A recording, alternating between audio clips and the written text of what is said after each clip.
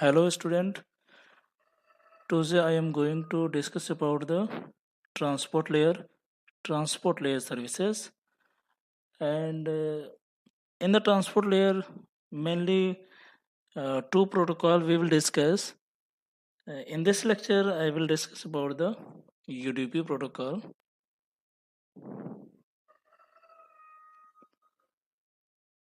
The goals of this lecture is understand the principle behind transport layer services, process to process delivery, multiplexing, demultiplexing, reliable data transfer, flow control, congestion control, and error control. We all know the flow control is used in data link layer, but it's also used in a transport layer. Sliding window protocol, we all know that is used in transport layer. We will also learn about the internet transport layer protocols. UDP is connectionless transport protocol, and TCP is connection oriented and reliable transport protocol. We will also know TCP congestion control mechanism. So इस पूरे lecture में हम इन सारे चीज़ों के बारे में पढ़ेंगे. First of all I will start what is process to process delivery.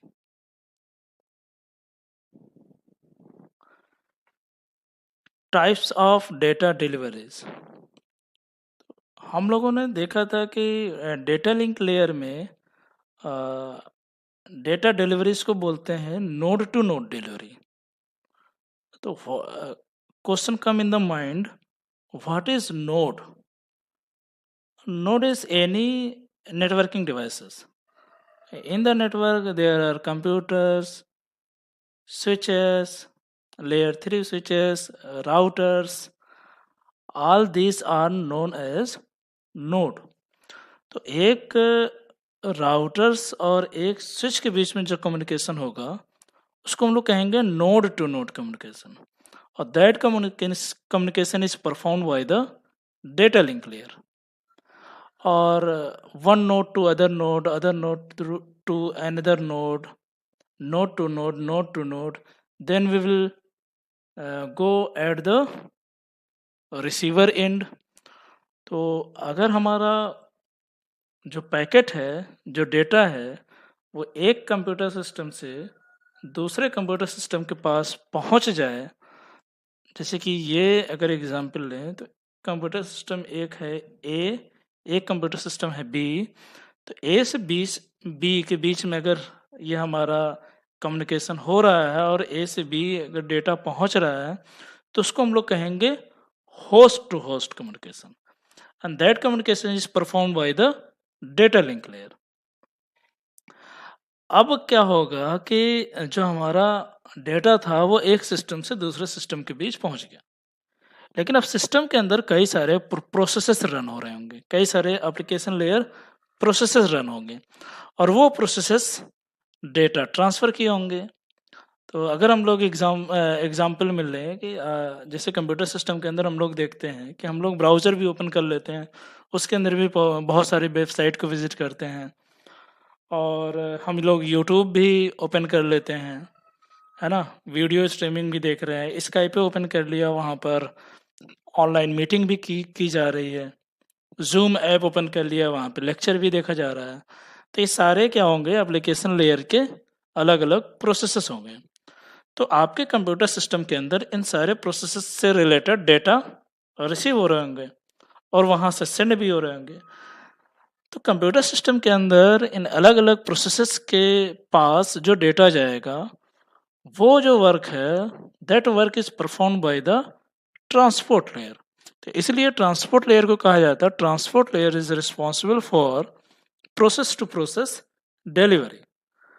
देखो इस फिगर में हमने ये प्रोसेस है, इस प्रोसेस के बीच में हमने दिखाया है कि इसको कहते हैं प्रोसेस टू प्रोसेस कम्युनिकेशन और ये जो है ट्रांसपोर्ट लेयर से परफॉर्म होगा। तो ये 3 चीज़ हैं, node to node, host to host and process to process. इन तीनों के बीच में कन्फ्यूज़न नहीं होना चाहिए आप लोगों को।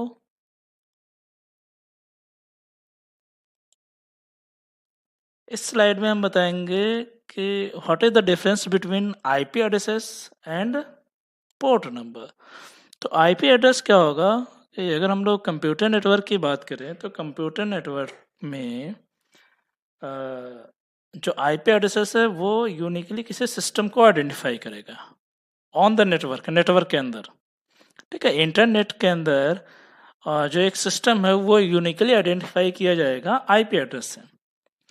और पोर्ट नंबर है वो क्या होगा, उस सिस्टम के अंदर जो डिफरेंट डिफरेंट प्रोसेसेस हैं वो प्रोसेसेस आइडेंटिफाई किए जाएंगे पोर्ट नंबर से।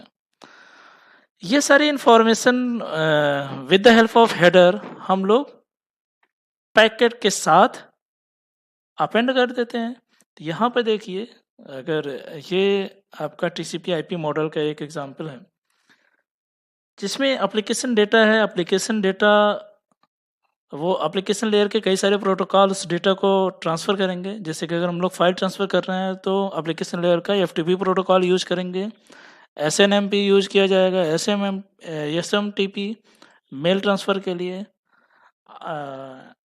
आईएम फॉर इंस्टेंट मैसेजिंग के लिए। ठीक है, इस तरीके से कई सारे प्रोटोकॉल जो एप्लीकेशन लेयर के हैं वो एप्लीकेशन लेयर के डेटा को ट्रांसफ़र करेंगे और वो अलग अलग प्रोसेसेस से होंगे। रिसीवर एंड पर एप्लीकेशन लेयर के कई सारे अलग अलग प्रोसेसेस होंगे, उन प्रोसेसेस के पास ये सारे डेटा रिसीव होंगे या सेंड किए जाएंगे।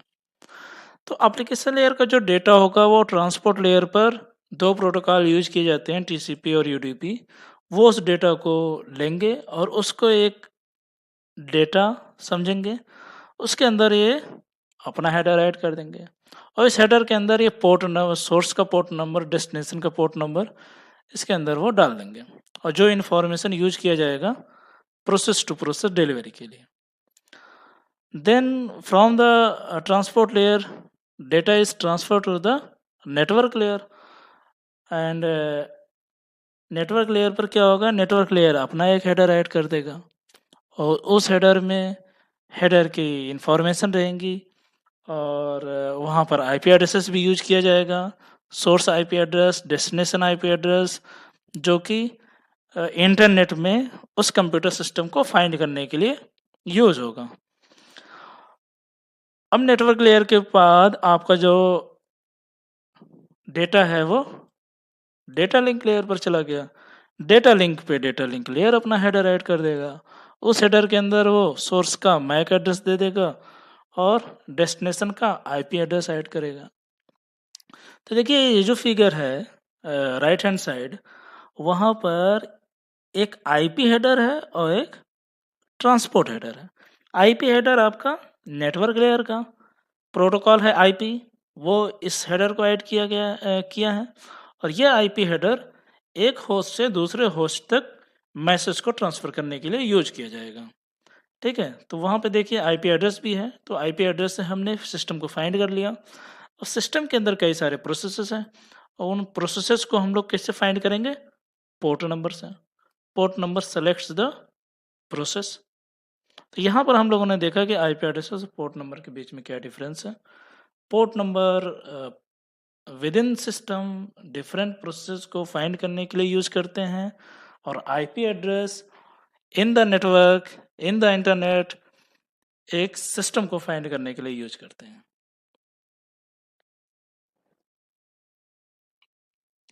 अब अगर हम लोग ट्रांसपोर्ट लेयर पर पोर्ट नंबर की बात करें तो पोर्ट नंबर दो तरीके के यूज किए जाएंगे।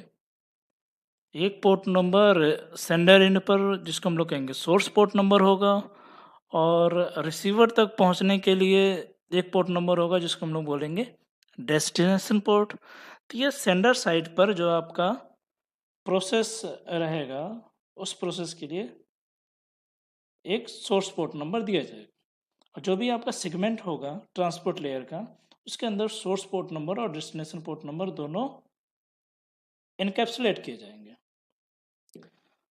The source number is dynamically chosen by the sending devices to identify a conversation between two devices। तो दो डिवाइसेस के बीच में कन्वर्सेशन के लिए जो आपका सिस्टम है वो सिस्टम एक डायनेमिकली चूज कर लेगा कोई भी पोर्ट नंबर और वो आपके प्रोसेस को अटैच कर देगा प्रोसेस से।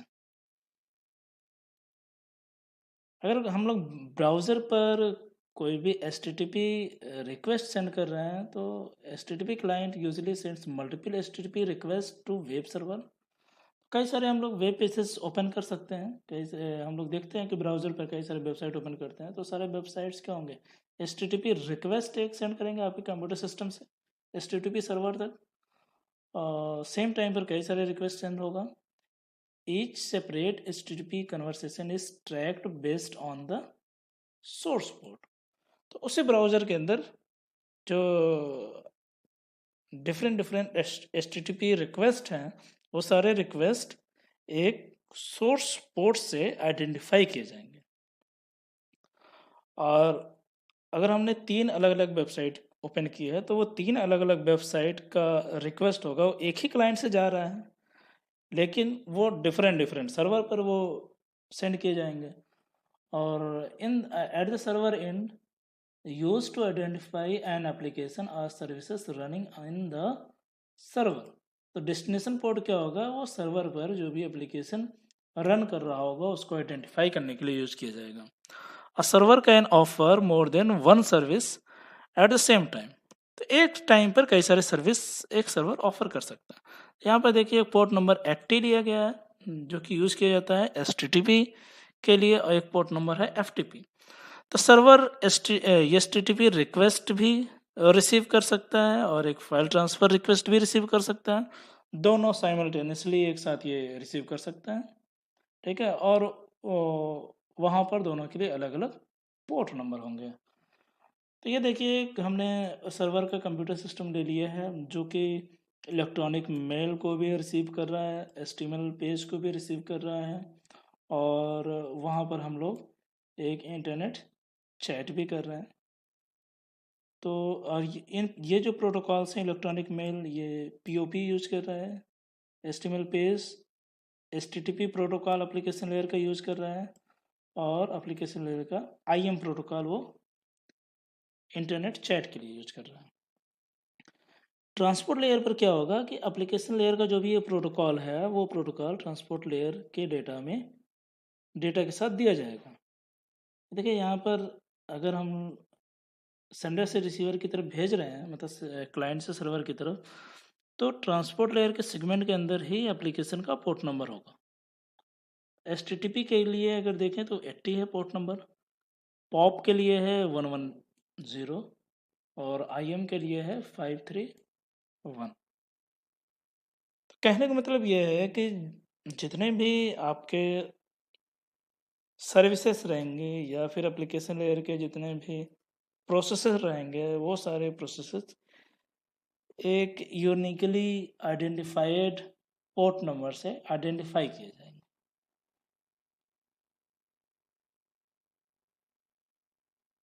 जिस तरीके से हम लोगों ने देखा था कि IP एड्रेस कई ग्रुप में डिवाइड किया गया है, class A, class B, class C, class D, class E। और वहाँ पर भी हम लोगों ने देखा था एक डायनेमिक IP एड्रेस होता है, एक होता है स्टैटिक IP एड्रेस। UI के लिए हम लोग स्टैटिक IP एड्रेस दे देते हैं। तो कुछ उसी तरीके से यहाँ पर भी पोर्ट नंबर भी कैटेगरीज में डिवाइड किया गया है। तो 3 कैटेगरी पोर्ट नंबर की बनाई गई है। तो एक तो है आपका वेल नोन पोर्ट नंबर जो आपके well known application layer services है वहाँ पर well known port number use करेंगे। तो ये देखिए कुछ हमने एग्जांपल लिया है जिसमें एप्लीकेशन लेयर के हमने देखा FTP है, फाइल ट्रांसफ़र प्रोटोकॉल, जो डेटा और कंट्रोल के लिए अलग अलग यहाँ पर है पोर्ट नंबर। तो डेटा के लिए है 20, कंट्रोल के लिए है 21, टेलनेट के लिए है 23, SMTP के लिए है 25, DNS सर्वर के लिए है 53, DHCP प्रोटोकॉल के लिए 67 एंड 60 है। S T T P protocol के लिए है 80। तो इस तरीके के देखिए ये पोर्ट नंबर है और ये काफ़ी वेल नोन एप्लीकेशंस हैं, वहाँ पर वेल नोन पोर्ट नंबर हम लोग यूज़ करते हैं, नेटवर्किंग में यूज किया जाता है।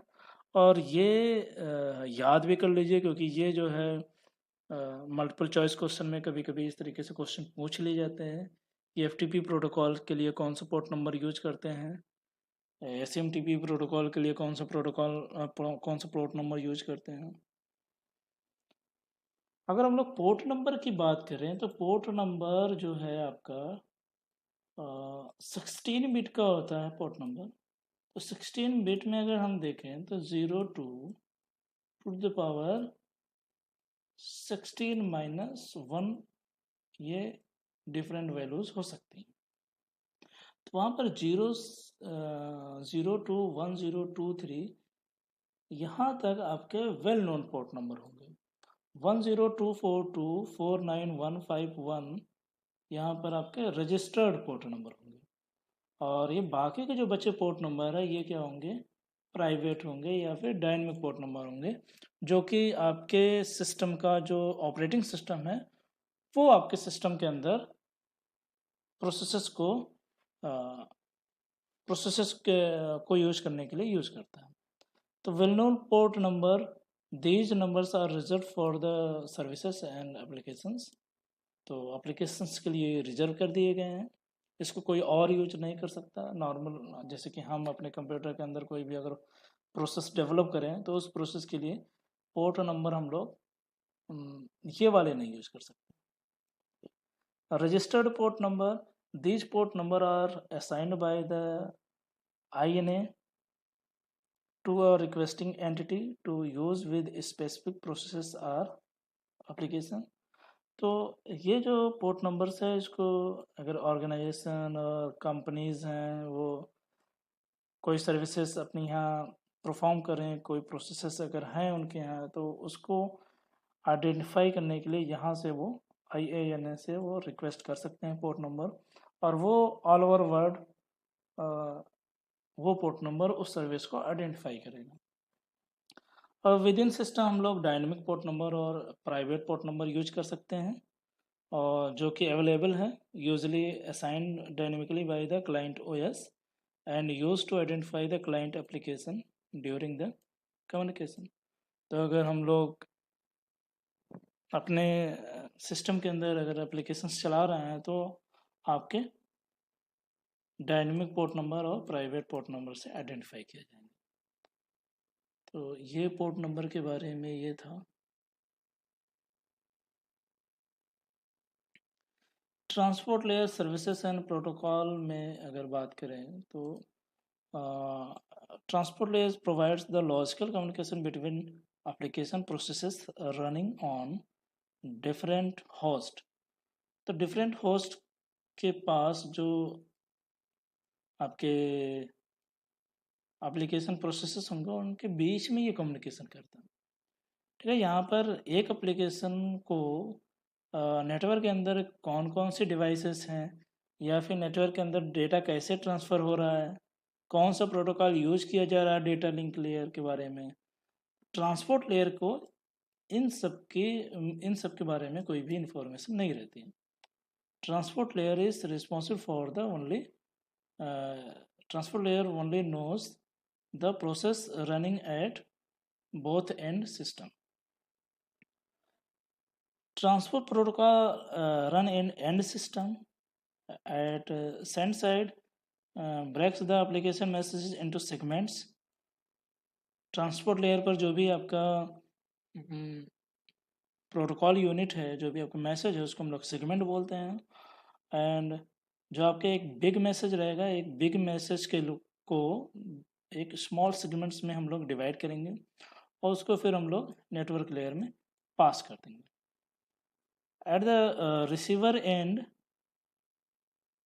This segment reassembles into messages. तो जो स्मॉल सेगमेंट्स हैं वो सारे सेगमेंट्स को हम लोग रीअसेंबल करते हैं और उसको फिर एप्लीकेशन लेयर की तरफ पास कर दिया जाता है। More than one protocol is used here, TCP and UDP दोनों प्रोटोकॉल के बारे में हम लोग पढ़ेंगे आगे। सेगमेंट को हमने देखा कि जो आपके सेगमेंट्स है एक मैसेज को एक स्मॉल सेगमेंट में डिवाइड कर देते हैं। इस फिगर से हम समझाने की कोशिश कर रहे हैं कि यहाँ पे ये देखिए ये सेगमेंट्स हैं और इस सेगमेंट्स के डिफरेंट डिफरेंट कलर्स हैं। उनके जो कलर हैं वो एक प्रोसेस को आइडेंटिफाई कर रहे हैं। तो यहाँ पे ये देखो ये एरो बनाए हैं हमने। इस एरो का जो कलर है उस कलर का सेगमेंट ईमेल के लिए आएगा, इंस्टेंट मैसेजिंग के लिए सेगमेंट अलग तरीके के जाएंगे, मल्टीपल वेब पेजेस के लिए अलग सेगमेंट्स रहेंगे, आईपी टेलीफोन के लिए अलग सेगमेंट्स रहेंगे और स्ट्रीमिंग वीडियो कॉल के लिए वो अलग सेगमेंट्स रहेंगे।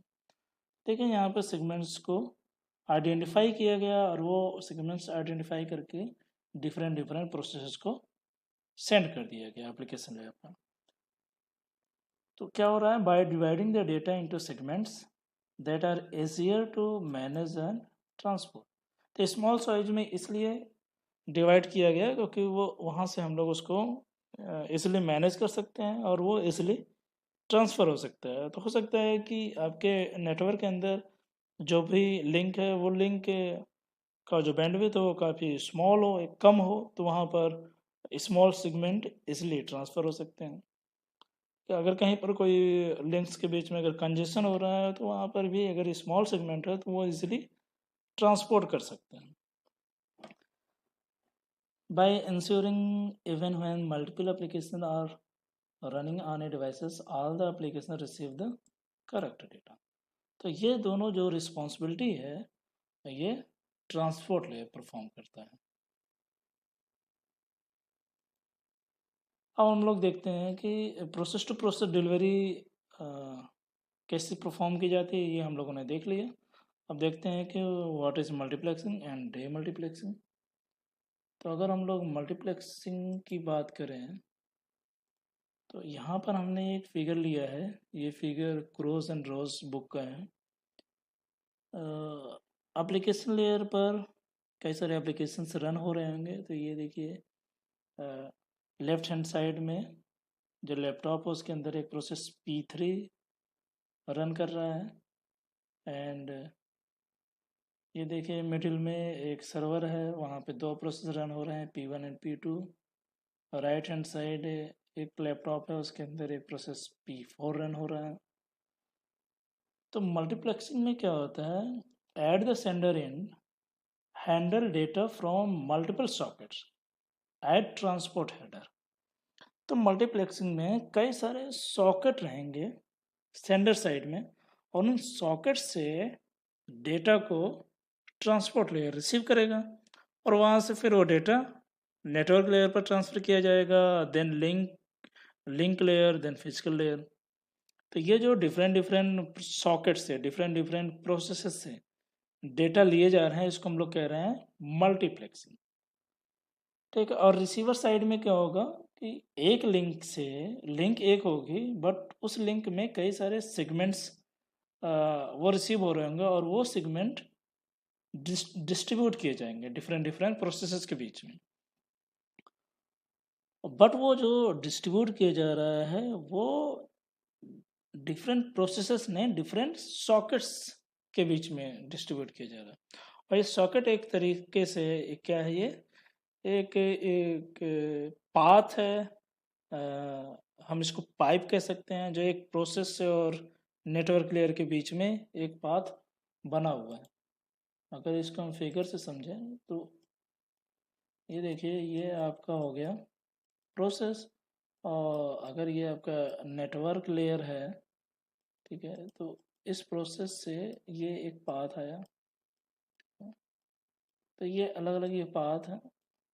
ये देखिए कुछ इस तरीके से अगर हम समझें तो ये एक तरीके से एक पाइप की तरीके बिहेव करेगा सॉकेट। और क्या होगा, ये आपका सॉकेट है, ठीक है, ये सॉकेट है और ये between process and network layer के बीच में क्या कर रहा है, ये कम्युनिकेशन का वर्क कर रहा है। ठीक है, तो ये 4 प्रोसेस हैं, P3, P1, P2, P3, P4, और ये सॉकेट यूज किया जा रहा है किस लिए? कम्युनिकेशन के लिए।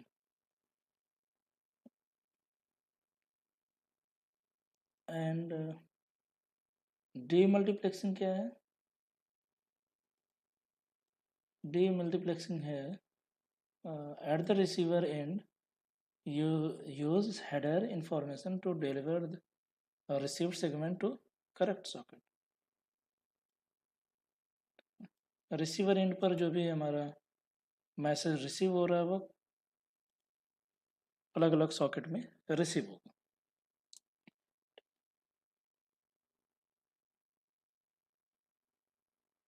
How demultiplexing work?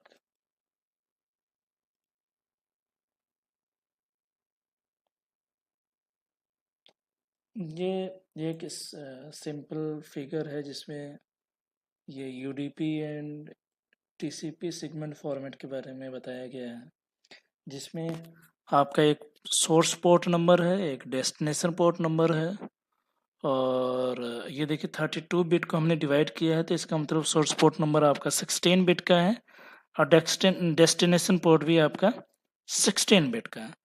हेडर के अंदर और भी फील्ड हो सकते हैं, तो वो यहाँ पर ले लिया गया है, और आपका एप्लीकेशन डेटा होगा,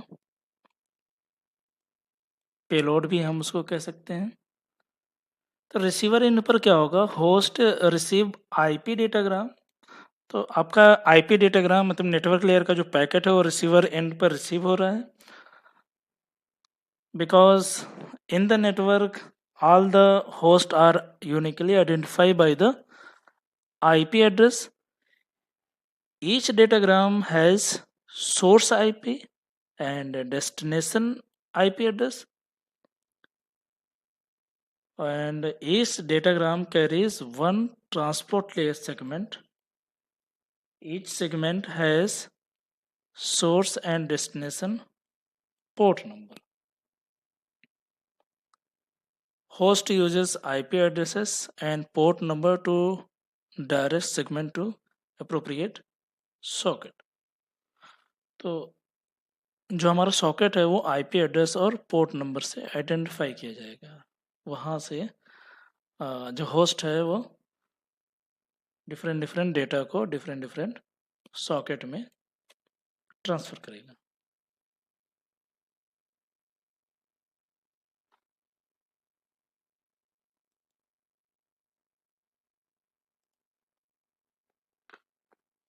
इस फिगर से हम ये बताना चाह रहे हैं कि अगर हमारा रिसीवर की तरफ डेटा पैकेट रिसीव हो रहा है तो उस डेटा पैकेट के अंदर एट डेटा लिंक लेयर आपका मैक एड्रेस ऐड रहता है, destination MAC address and source MAC address वो डेटा लिंक लेयर के अंदर उसको ऐड किया जाएगा।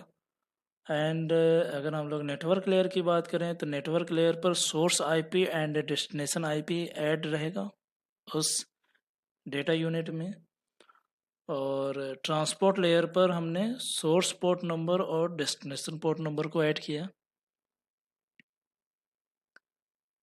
और उसके बाद आपका एप्लीकेशन लेयर का डेटाग्राम रहेगा, डेटा रहेगा, और ट्रेलर आपका अगर कोई फील्ड ट्रेलर है, जैसे कि डेटा लिंक लेयर में हम लोग ट्रेलर फील्ड ऐड करते हैं तो ट्रेलर यहाँ पर ऐड रहेगा।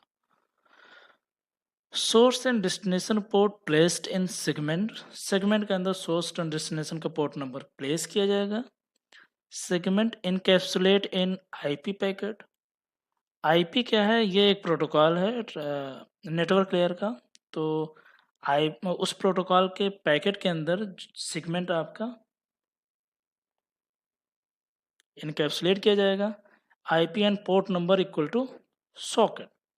तो अगर हम कहें कि व्हाट इज सॉकेट, तो socket is a pair number. उस पेयर में क्या होगा? एक आपका आईपी एड्रेस होगा और एक आपका पोर्ट नंबर होगा।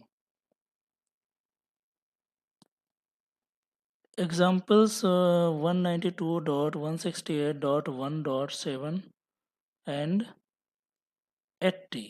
What is 80? 80 is the port number used for HTTP protocol. ये आपका आईपी एड्रेस हो गया और ये आपका पोर्ट नंबर हो गया. ये क्या बताएगा? सॉकेट. एफटीपी क्लाइंट और सोर्स पोर्ट आपके ये हैं और डेस्टिनेशन पोर्ट आपका क्या है? 21 है.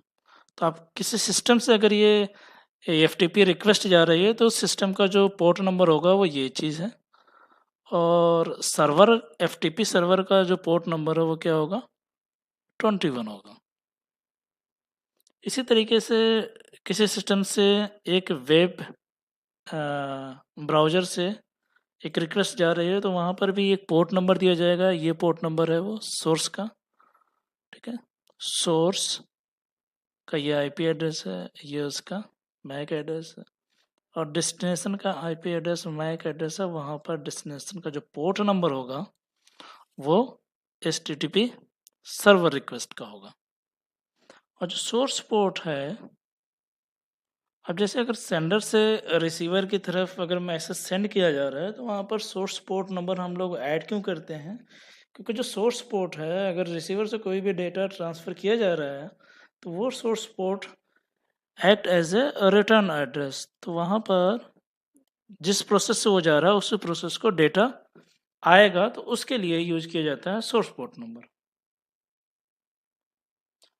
तो अगर सॉकेट की बात करें तो सॉकेट 4 टपल से आइडेंटिफाई किया जाएगा. वहाँ पर आपका सोर्स आईपी एड्रेस होगा, सोर्स का पोर्ट नंबर होगा, destination IP address and destination port number. At receiver end, demultiplexing is done. The receiver uses all four values to direct segment to appropriate socket. तो ये चार values हैं वो destination and पर receiver and पर use किए जाते हैं डिफरेंट सॉकेट के अंदर डेटा को ट्रांसफ़र करने के लिए. और जो सर्वर है वो सर्वर एक टाइम पर कई सारे प्रोसेसेस रन कर सकता है. तो सर्वर होस्ट में support many simultaneous TCP and UDP sockets. Each socket identified by its own 4 tuple. कई सारे सॉकेट बन सकते हैं लेकिन सारे सॉकेट अपने यूनिकली 4 टपल से वो आइडेंटिफाई किए जाएंगे. Net set command. Net state is a network utility that can use to verify connections. By default, will attempt to resolve IP addresses to domain name and port numbers to vulnerable applications. तो यहाँ पर देखिए ये protocols हैं transport layer के. Local address है, यहाँ पर जो आपका एप्लीकेशन लेयर का प्रोटोकॉल रहेगा वो रहेगा और सोर्स का पोर्ट नंबर रहेगा.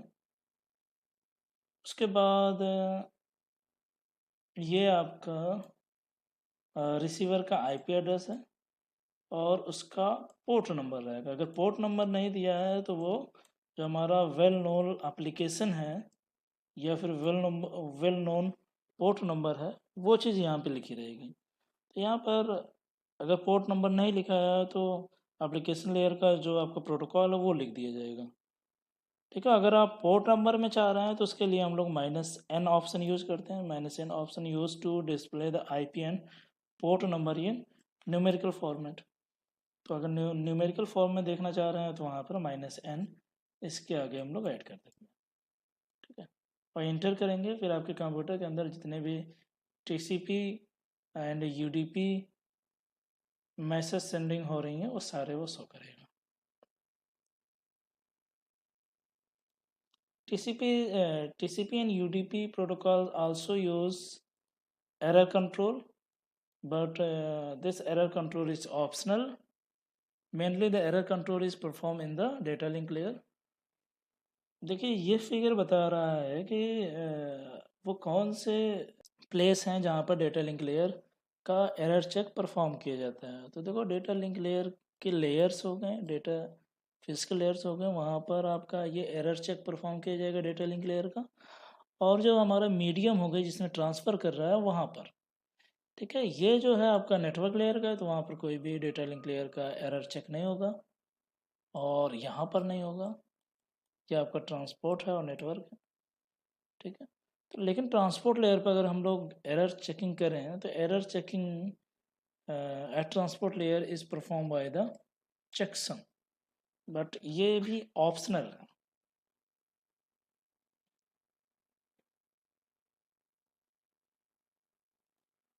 And we all know there are two protocol used in transport layer. One is TCP and another is UDP.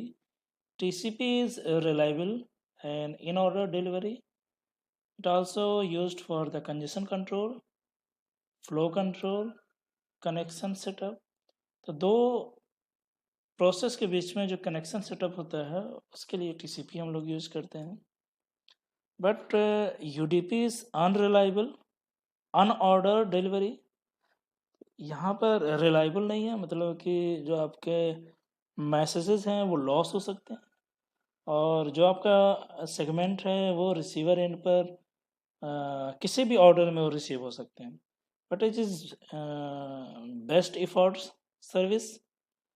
इसका केवल काम यह है कि आपके डेटा को फास्टली सेंडर से रिसीवर की तरफ पहुंचा देना। अगर उनके बीच में कोई भी डेटा लॉस हो रहा है तो यूडीपी उस डेटा लॉस को रिकवर नहीं करता।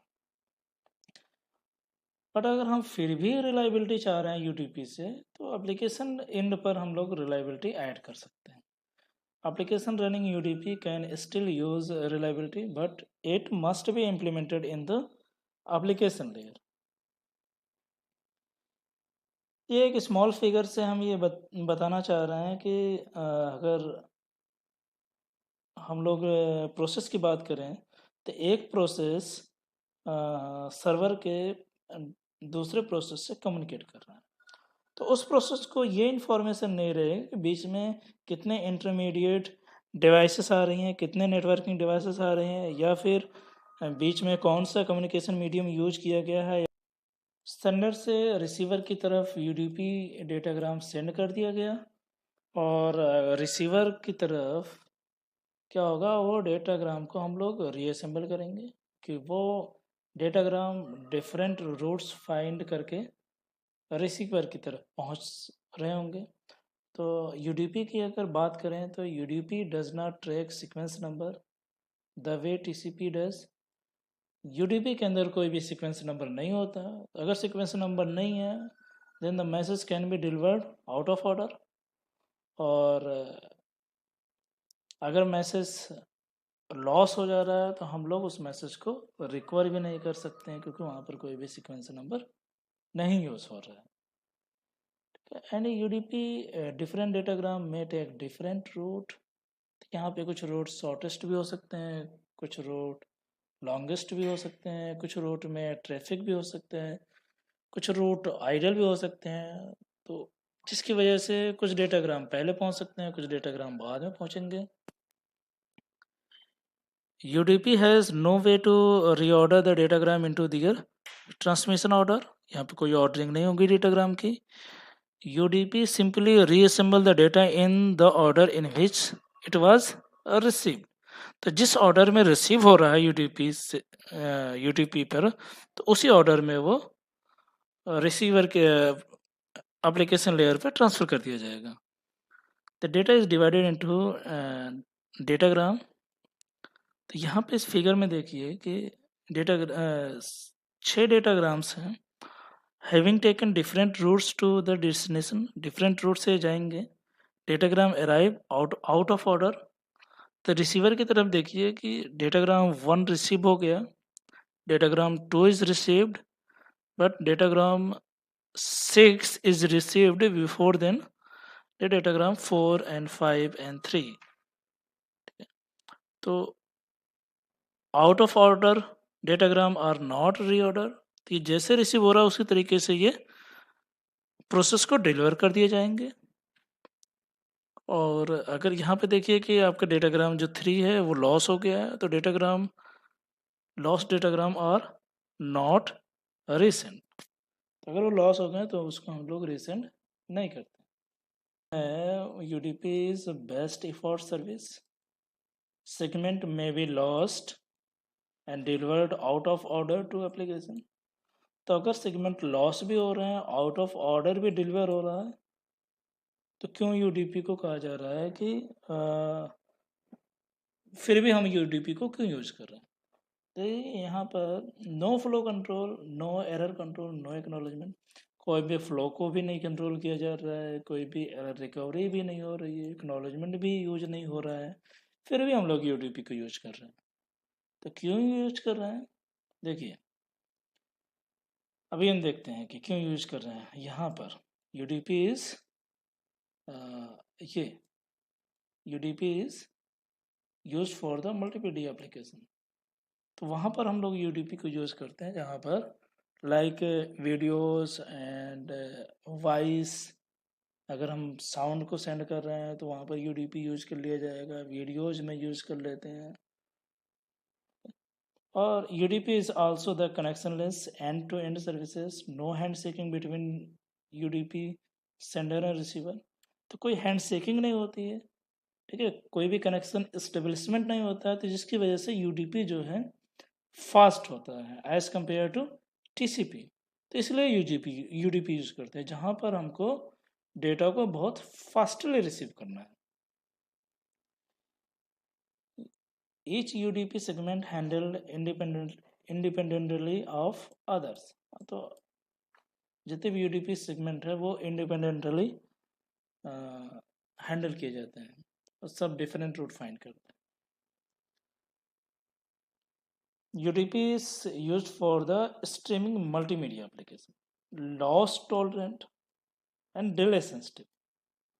तो ऐसे एप्लीकेशन जहाँ पर हम लॉस को टॉलरेट कर सकते हैं, वहाँ पर हम लोग UDP का यूज करते हैं। जैसे अगर हम लोग वीडियो की बात करें, अगर यूट्यूब वीडियो की बात करें, तो यूट्यूब वीडियो में देखो कि चाहते हैं कि वीडियो आपका चलता रहे, भले वहाँ पे फ्रेम लॉस हो रहा है, ठीक है, तो उस केस में हम लोग UDP यूज करते हैं। ठीक है, डिले सेंसिटिव,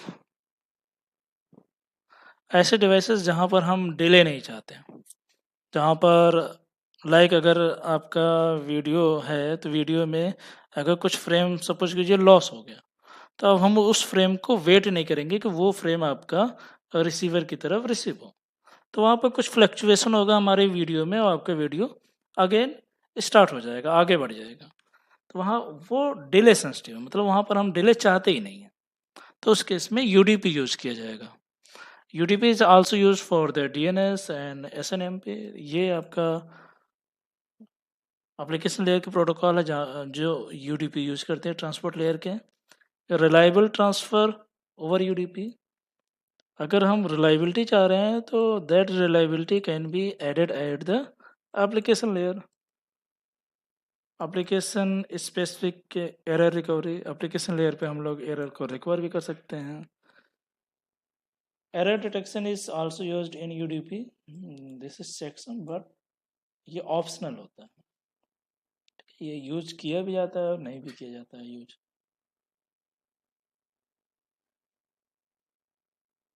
इस स्लाइड में हम लोग देख रहे हैं कि एक फिगर बना हुआ है और ये फिगर आपका है UDP हेडर का। तो अगर हम TCP/IP प्रोटोकॉल सूट की बात करें तो वहाँ पर एप्लीकेशन लेयर से डेटा हमारे ट्रांसफ़र होते हैं ट्रांसपोर्ट लेयर पे। तो एप्लीकेशन लेयर का जो भी डेटा है वो ट्रांसपोर्ट लेयर पर ट्रांसफ़र होने के बाद ट्रांसपोर्ट लेयर कुछ हेडर ऐड करेगा, ट्रांसपोर्ट लेयर के हेडर, उसके बाद उस डेटा को ट्रांसफ़र कर देगा नेटवर्क लेयर पर, फिर नेटवर्क लेयर उस डेटा को डेटा लिंक लेयर में ट्रांसफ़र करेगा, डेटा लिंक लेयर फिर उसको फिजिकल लेयर में, और देन फिर वो ट्रांसमिशन मीडिया में ट्रांसमिट होगा।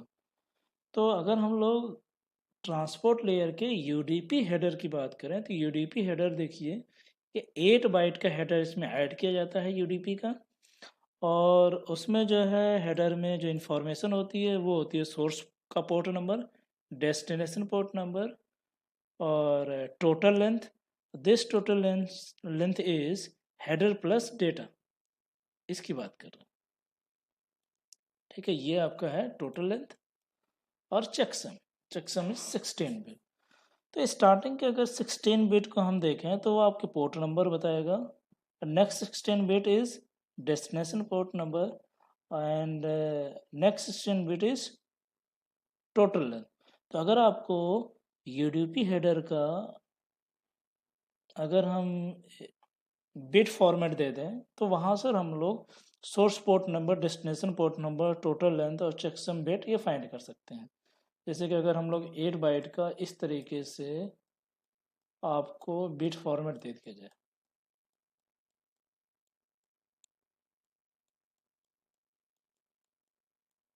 ठीक है, यहाँ पर तो अब ये पूरा आपका क्या है, 8 बिट का है, 8 बाइट का है।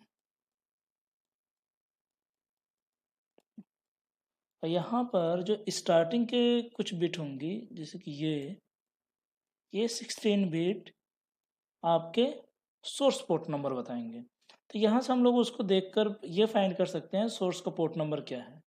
आगे का जो 16 बिट होगा वो देखकर हम लोग फाइंड कर सकते हैं कि डेस्टिनेशन का पोर्ट नंबर क्या है।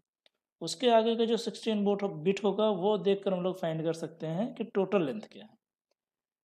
Why is there UDP? UDP is connection, no connection establishment which can add delay. तो कनेक्शन एस्टेब्लिशमेंट नहीं होता तो उसकी वजह से वहाँ पर डिले नहीं होता। सिंपल है, no connection state at sender and receiver, small header size 8 byte, no congestion control, UDP can blast away as fast as desired. तो अगर हमारे नेटवर्क में कंजेशन हो रहा है तो वहाँ पर कोई भी कंजेशन मैनेजमेंट टेक्निक्स UDP में नहीं यूज की जाती, और जिसकी वजह से कंजेशन होने के बावजूद भी हमारा जो डेटा है वो ट्रैवल करता रहेगा डिफरेंट रूट फाइंड करके। जैसे कि वीडियो स्ट्रीमिंग हो रही है तो वीडियो स्ट्रीमिंग हम नहीं चाहते कि आपका जो डेटा है वो रुक जाए, वो स्ट्रीम होना चाहिए भले ही उसकी क्वालिटी क्या हो, लो। तो वहाँ पर हम लोग UDP यूज करेंगे।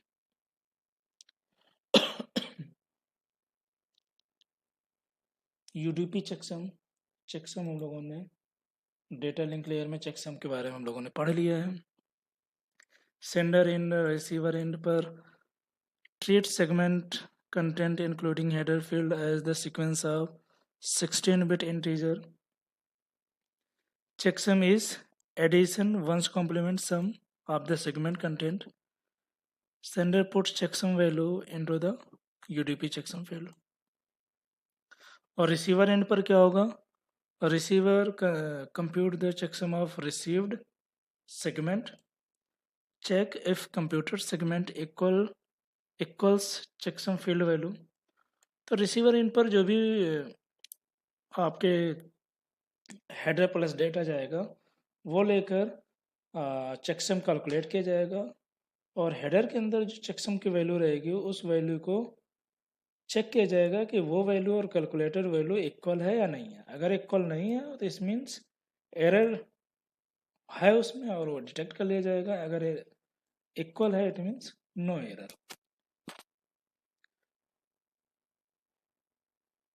यहाँ पर इसको हमने ना जो हमारा डेटा है हेडर प्लस डेटा उसको हमने वंस 0 1 में चेंज कर लिया और वो को 16 बिट फॉर्मेट में हमने उसको ऐड कर लिया, और लास्ट में जो आपकी वैल्यू आएगी सम की वैल्यू उसका हम लोग वंस कॉम्प्लीमेंट ले लेंगे। वंस कॉम्प्लीमेंट लेने के बाद वो आपका क्या होगा, चेकसम होगा।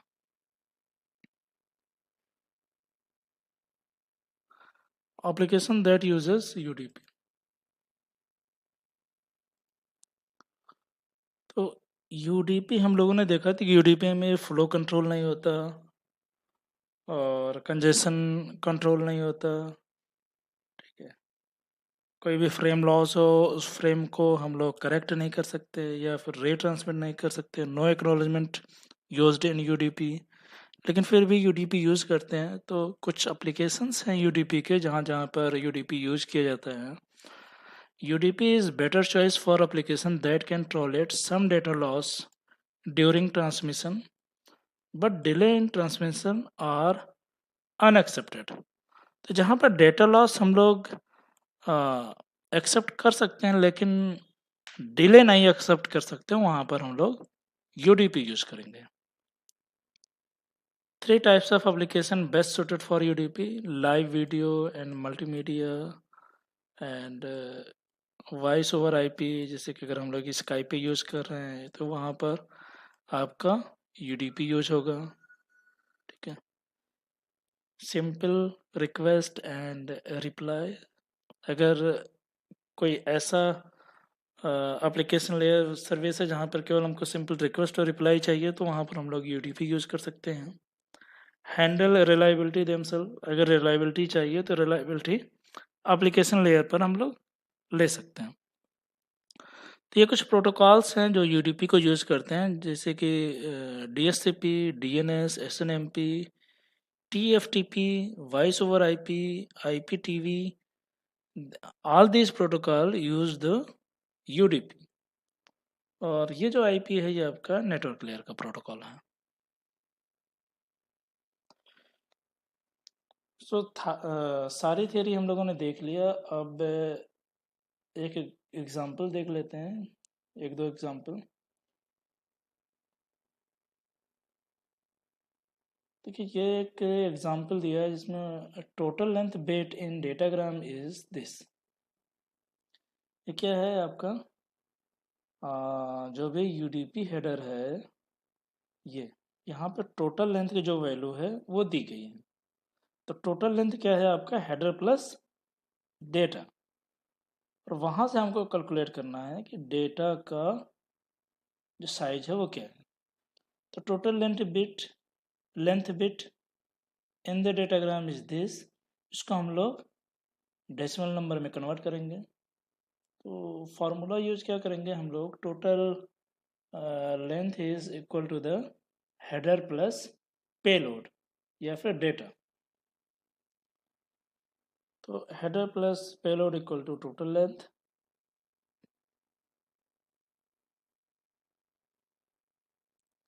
और वहाँ से अगर हम लोग देखें कि पेलोड की वैल्यू क्या है, तो देखिए ये आपका हो गया हेडर पेलोड प्लस हेडर आपका 8 बाइट है और टोटल लेंथ है 254। और जो आपका पेलोड आ जाएगा, जो आपका डेटा आ जाएगा वो 246 बाइट आ जाएगा। सेकेंड एग्जाम्पल है, what will the what will be the maximum amount of payload that can be available in UDP datagram। तो अब कह रहा है कि ये जो है पेलोड, इसकी मैक्सिमम वैल्यू क्या हो सकती है। तो हेडर आपका 8 बाइट हो गया, पेलोड x ले लेते हैं, और टोटल लेंथ अगर हम देखें तो टोटल लेंथ आपकी 16 बिट की होती है। जो मैक्सिमम वैल्यू 16 बिट की होगी वो होगी टू द पावर 16 माइनस 1। तो header plus payload equal to total length. और देखें कि हेडर आपका 8 बाइट हो गया, 8 प्लस एक्स इक्वल टू 65535। यहाँ से जो एक्स की वैल्यू आ जाएगी वो 65527 बाइट आ जाएगी।